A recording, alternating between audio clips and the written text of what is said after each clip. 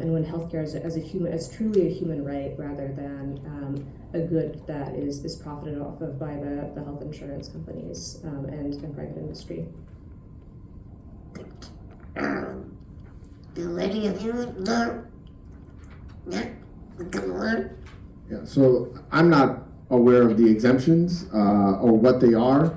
What I will say is that the big beautiful bill's last days in Congress or in our federal government come January 1st when the Democrats take control of the House. And then we're able to negotiate and use our power of the purse of Congress to have a more serious conversation about the future of our budget in the United States. And we're able to leverage that against Republicans and Trump to try to reinstate not only the Department of Education conversation, environmental justice education, but just talk about the big beautiful bill and the unfortunate tax breaks that we continue to give to these millionaires. We need to do something about this.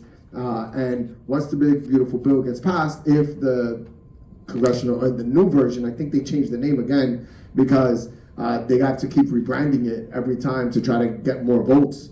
But we got to be ready to fight when we go to Congress. And I just want to say for the ASL interpreters that we need to support their union. We need to support their ability to organize. And in doing so, are able to negotiate higher prices or higher pay for these workers. And that's deeply important because the reason we don't have enough folks doing this work is because the pay is not sufficient enough. And we got to make it so it's more competitive and more people are invested in becoming ASL interpreters. And we do that by paying them more. So it's our ability to unionize, our ability to support them in their organizing in the union, and then just being able to fight and hold the line in Congress, which hasn't happened when it comes to these budget fights with Donald Trump and the Republicans. What I worry about with the big beautiful bill, I know that we're not going to find out the details, especially until after the Medicaid.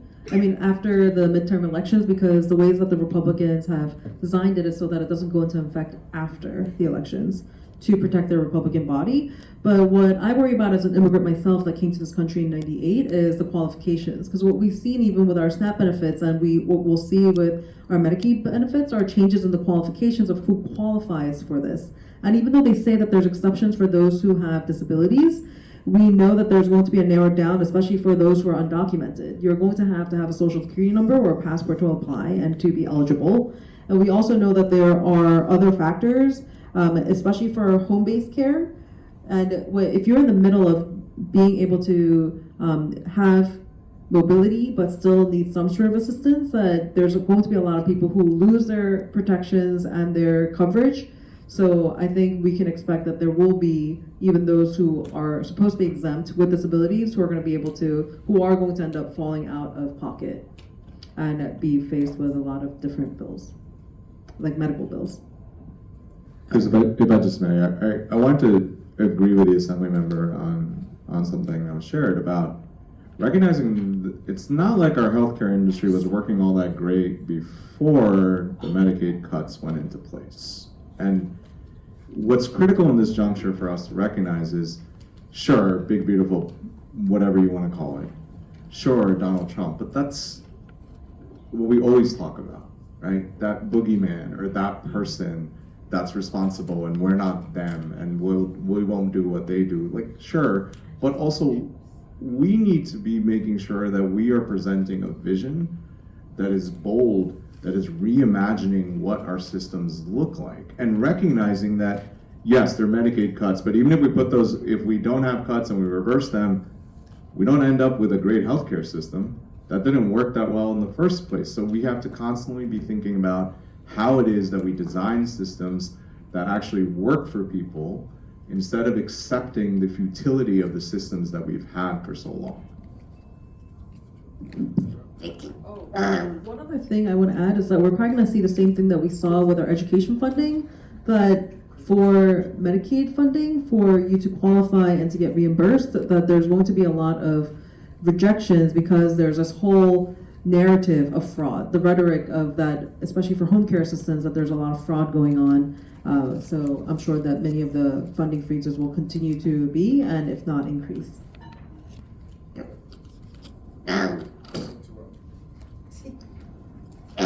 Councilmember One, it seems like you are taking a different position tonight as the one that you have previously taken, supporting the 12-hour limit to healthcare workers.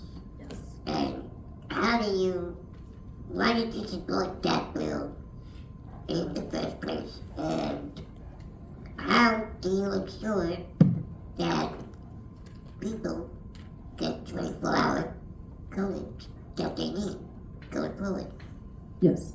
It's incredibly important that we have dignified care for those who need it and also those that who provide it. We need to have respite care for those who are working 24/7, literally. And it is unacceptable that the state of New York and the federal government allow people to work for 24 hours, 7 days a week without any breaks and underpaying them for the time that they're working. And we've seen year after year where we were told, don't worry, we're going to redesign it, because the state of New York is the one that designs the 24-hour healthcare process, and we have had enough.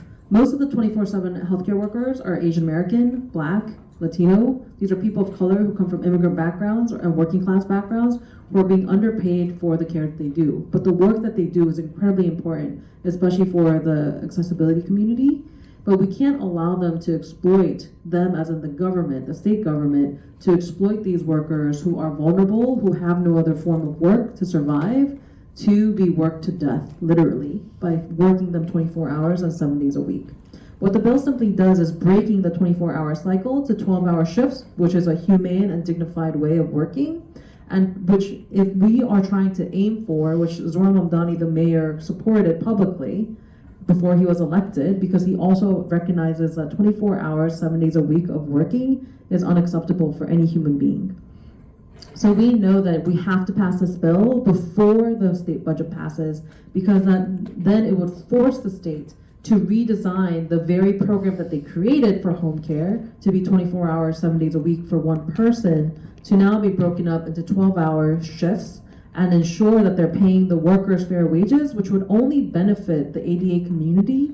Because when you have workers who are well rested, workers who are paid fairly, workers who don't have to be forced to work 24 hours, 7 days a week, and have breaks so that they can go to the doctor and have paid time off, that they will care for you infinitely better as well. But we never want you to be left out of the 24-hour cycle in which you deserve and need the care. It should just be done by 2 people in shifts instead of 1 person for 7 days a week, 24 hours in advance. And we've had multiple conversations with SEIU, we've had conversations with the legal department, we've had conversations with advocates, and we are fighting to make sure that we can force the state to redesign this process and fund it, because this can't go on any longer. It's dangerous for you and dangerous for the caregiver, and we want to see justice, and we can't allow these people to be exploited for so much longer. My aunt came to this country as a nurse, and she was a 24-hour home care worker, and what she had to face, being that that was the only job that she could do, of course it was fulfilling for her because she got to care for people that she loved, but it also worked her to death, and she did pass away. Sorry to hear that. Assembly Member Valdez, I'll get back to you in a second, because you did not have a position on this bill. But I want to follow up on Councilmember One. With this comment, can I say that you are opposing the transition to PPO, the CDPAP transition to PPO, because it is not paying home care workers fairly? So you're talking about the one that's this, wait, let me just double check so that I'm not telling you the wrong information. But where the state government put it into The private we're talking about Texas C- company CDPAP? that is took over. So the CDPAP, providers. yeah. So I just want to make sure we're on the same page for CDPAP. Yep. Yeah. Yeah. So I don't think that it should be, right now, we went from worst to worst. So CDPAP should not have been the way that it was. I don't know exactly, especially when I look at it from a procurement standpoint, from the former contracting standpoint as a contract chair. Somebody is getting extremely wealthy from this system. And the accusations of fraud that the governor had for herself and justifying the single, it was a primary single private fiscal intermediary. I don't think that was the answer to fraud. I actually think that it made it worse because it delayed payments for all the healthcare workers themselves and the agencies, and it's only made the problem worse. Especially if we're not going to pay them fairly to begin with, and now to delay the payments even more with no benefits, it has not alleviated the problem. It's actually poured more fuel and gas onto the fire. Good. I still remember, Valdez. Can you state why you haven't taken a position into 303 that limit healthcare workers to 12-hour shifts?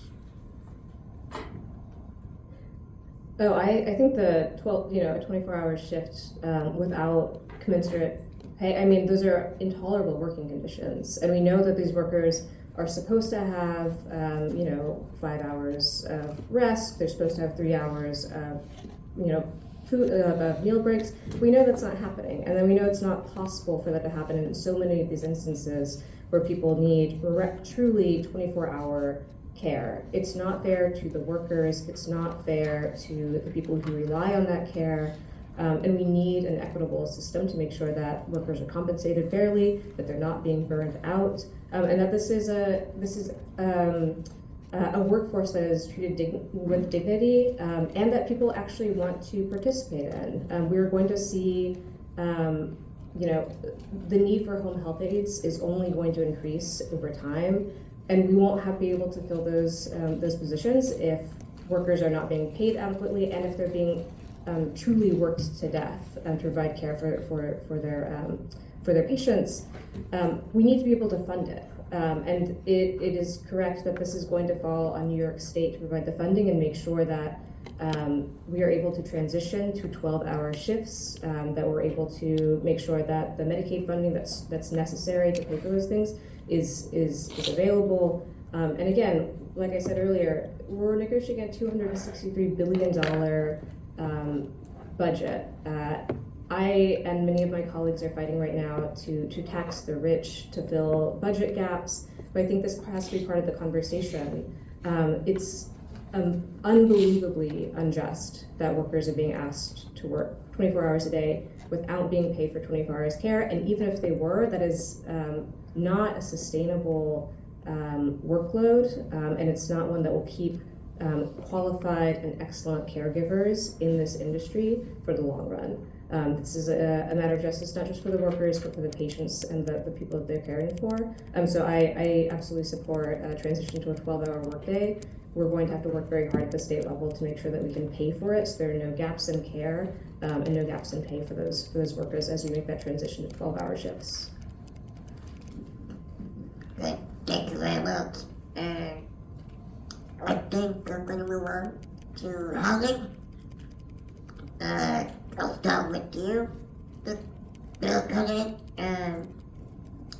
You said, Bill Cullen, wait also.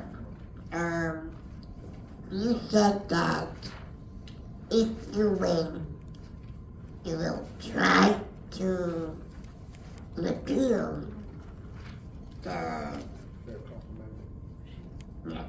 worker amendment, allowing the federal government to build subsidized affordable housing again. How will you ensure that these units are accessible to people in wheelchairs? How many are you proposing the government should build? And have you done the math as to how much it will cost? So the repealing of the Fairclough Amendment is deeply important. The crisis of our time is affordability. and at the foundation of our affordability crisis is housing. The Fairclough Amendment made it so that the federal government no longer is in the business of building housing.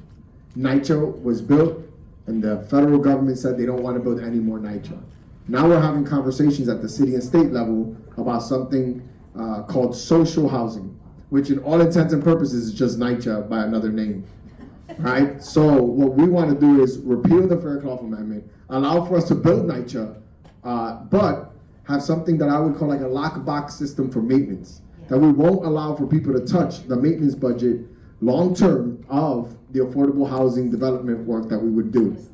And I would say two things. How we would pay for it. Right now we're looking to pay $200 billion for a war in Iran. We're asking for this $80 billion. I want to be very clear. 1 week in Iran, we can fix the entire NYCHA developments that we have here in New York City with $80 billion. So this is about priorities. This is about political will. This is not about whether or not we can pay for it. We absolutely can. We just need a government that wants to show up for people. And when it comes to accessibility, absolutely. I think what you've done very well is that the disability community has fought so well and organized so well that you've become central in any conversation that comes to infrastructure and construction in the city of New York. And we have organizations or companies, even some private ones, that are tripping over themselves to become LEED certified, to become the most ADA accessible buildings. Like now, we're seeing a competition to meet standards that you guys help set forth. So I would say a couple of things. Absolutely, for on accessibility for these buildings. 2, we need to get in the business of building again. We need to do social housing / NYCHA. And we absolutely have the money. What we don't have right now is political will. Very quickly, are you optimistic that you could repeal the legislation? I think so, because the housing crisis is not just a Democratic problem, it's a national problem. And if we can have a conversation with the Republicans about the fact that in Nebraska, in Alabama, it doesn't matter where you are in these red states, they're having housing crisis as well. And we have to find common ground to solve for it. And right now, the polarization that we have in this country is not necessarily just about Republicans and Democrats or left versus right. It's the poor, it's the working class across the board in this entire country that are suffering. So I believe it's one of the pieces of legislation that we can have a conversation about working with the other side to get done. And I think in this country, we're just tired of nothing happening, no progress being made as we continue to spiral down an affordability crisis. Thank you. Thank you. 5 more minutes, everyone, and then we're going to have a round of questions. Okay. Great.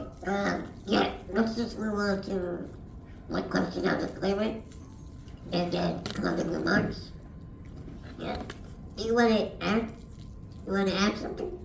No, the only thing I wanted to add, I agree, repealing Fairclough Amendment is critical and necessary. We should also be looking at how it is that, as I mentioned earlier, Section 8 exists as a federally subsidized program. In New York City, the biggest city in the country, the driver of what makes the United States so amazing, is the only city in the country that doesn't have any more access to the program. So why is it that our elected officials haven't made sure that we get the right resources driven to our communities? And that is an easy gap fill that we could do tomorrow.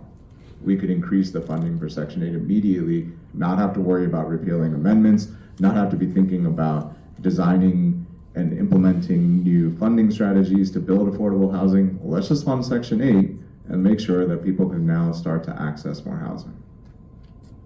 Good. Thank you very much. Employment question. What steps would you take to help ensure people with disabilities gain meaningful employment and at the small business level to ensure reasonable accommodations in the workforce and ensure their ability to have more decision-making power in their livelihood? That's to the floor, and the work can start. I'm happy to dive in. Let's talk about small businesses in terms of partnership, not penalties, because I think this is oftentimes how we engage when we talk about small businesses. They're failing to do the things they need to do, how it is that we're going to engage in enforcement and penalties against them. That's not what we want. We talked about earlier, small businesses are the fabric of our communities. So why is it that they're unable to comply with meeting the needs of their workforce? There's a couple things going on. And I know this as I've been an employer at a nonprofit agency. I've led nonprofits. And I had team members that I know were struggling. And I didn't know what the struggles were, but as a lawyer, I was very familiar with the idea of reasonable accommodations because I had asked for reasonable accommodations for my clients in housing. I'd asked for them in their employment. So when I saw this from my own team members, I talked to them about it and I was like, is this something you would like to pursue? You should do so with HR. Now, that is not how most small businesses operate. They're not even necessarily familiar with what reasonable accommodations are, let alone have the ability or wherewithal to make sure that their team members, their employees are given the opportunities to access them. So we need to make sure that we are creating a system, and New York City has a mechanism for this. We have a small business association that could do this, but we need to create a mechanism in which small business owners are given access to all the resources that they need in order to proficiently run their small business, and that includes understanding laws around reasonable accommodations. And that reasonable accommodations don't necessarily, we're not always talking about massive expenditures, right? Sometimes this is about having flexibility in the workforce, or having a work from home schedule, or different physical equipment. But the idea of reasonable accommodation has become so intertwined with lawsuits, litigation, and cost that we keep talking about it from a penalty perspective instead of a partnership perspective. So let's make sure that our small businesses are supported both by giving them the skills that they need, but then also if they do need resources, ensuring they get the tax credits to build up the workforce that includes the disability community.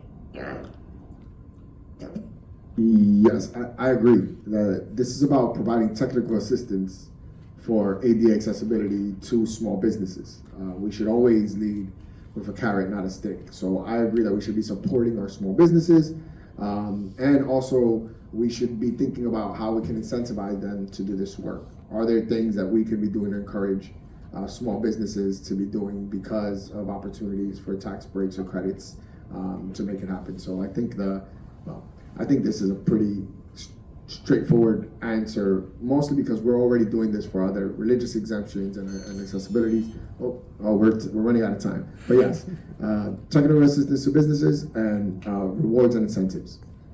And really quick, I want to make sure that we think about programs like, as a workforce development chair right now, I'm the first one in the city of New York. It's going to be really important that we have work incentives, but what I want to do is, the same way we have MWBEs, that we should have a carve out or a favorability, a priority for disability-owned businesses, like Mark Saxman Consulting, to make sure that they're getting a fair share as a subcontractor for a lot of these RFPs that may go out. And in addition to that, to continue to give more funding to schools, like the Riverview schools, where they have professional training and they have career pathways for a lot of these students, so that they're being trained to work in the school cafe. And then because they're co-located with multiple high schools, those students get to serve the cafe lunch to other students in the co-located high schools, so that way they're able to have a clear transition into the workplace when they turn 18 years old. So continue to fund those kind of programs so that there's practical hands-on experience for them to transition and continue to have training, as we've heard. Councilmember Valdez, you got the last word. So quickly, I agree with so much of what has been said. I would also say, that the government has a real role to play in guaranteeing full and meaningful employment for everyone who wants it. During the New Deal era, we had a federal jobs guarantee, and we should return to the idea that the government can step in to make sure that people have adequate employment if they need it, and that they have adequate accommodations. In my union at Columbia, so much of what we would grieve over are accommodations that the university was not giving to my shop members or my unit members. And that those fights shouldn't be so hard. Reasonable accommodation should be available to people. We should be able to adjudicate those cases quickly, and people should be able to get back to work as soon as the decisions and the accommodations are made. But so many people need accommodations for all kinds of different reasons, because they live with a disability, because they are a parent. And I really believe that the government can provide meaningful and dignified employment for folks who might need it. Good. Thank you very much, Representative Valdez. Thank you very much to all the candidates here tonight. I appreciate your time. Thank you for sharing your insights into your initiatives as you take the seat in Congress. And I, as a journalist, will follow with you as the elections come closer.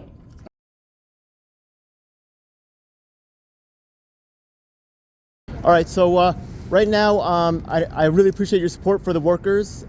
What are there certain changes you might suggest, or is it? I heard that there were some other plans to take it. What are the plans to, or does the whole thing have to be scrapped? What's your take? Want to bring up someone from Legal Aid? Yeah, right behind. Richard Blum from the Legal Aid Society's Employment Law Unit.